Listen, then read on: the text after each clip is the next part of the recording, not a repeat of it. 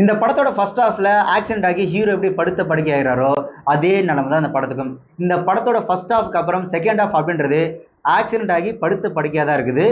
ஒரு இம்ப்ரூவ்மெண்ட்டும் இல்லை. ஏன் படத்தோட ஃபர்ஸ்ட் ஹாஃப்ல கூட படம் நல்லா போயிட்டு இருக்கு, சீன்ஸ்லாம் ரொம்ப சூப்பரா இருக்கு அப்படின்னு யோசிச்சுட்டே இருக்கும் பார்த்தீங்கன்னா, திடீர்னு வலுக்கட்டாம அந்த லவ் சீக்வன்ஸை திணிச்சு அந்த படம் பார்க்குற அந்த மூடியை அப்படியே ஸ்பாயில் பண்ணிடுறாங்க. இன்னொன்று முக்கியமா அந்த முதல் பாதியில வர கதாநாயகி சுத்தமா நடிப்பே வரல. முதல் பாதியில வர கதாநாயகி நடிப்பு வராம கொள்றாங்க அப்படின்னா, ரெண்டாவது பாதியில வர கதாநாயகி ஓவர் ஆக்டிங் பண்ணி நடிச்சே கொள்றாங்க. செகண்ட் ஹாஃப்ல ஹீரோயினை நாங்க எவ்வளவு போல்டா காட்டுறோம் பாருங்க அப்படின்ற பேருல லூசுத்தனமா தான் காமிச்சிருக்காங்க.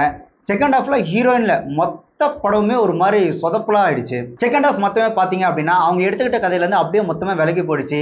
தேவையே இல்லாம வலுக்கட்டாயமா அந்த லவ் சீன்ஸ், சென்டிமெண்ட் சீன்ஸ், முக்கியமா இந்த மோட்டிவேஷன் பண்றோம் அப்படின்ற பேர்ல அருவா போட்டு கொண்டுட்டாங்க. இந்த மாதிரியான திரைப்படங்களை பாத்தீங்க அப்படின்னா ஹீரோக்கு ஸ்ட்ரகிள் இருக்கணும் படத்துல. ஆனா இந்த படத்துல செகண்ட் ஹாஃப் மேல பாத்தீங்கன்னா ஹீரோவே ஸ்ட்ரகிளா தான் இருக்கிறாரு.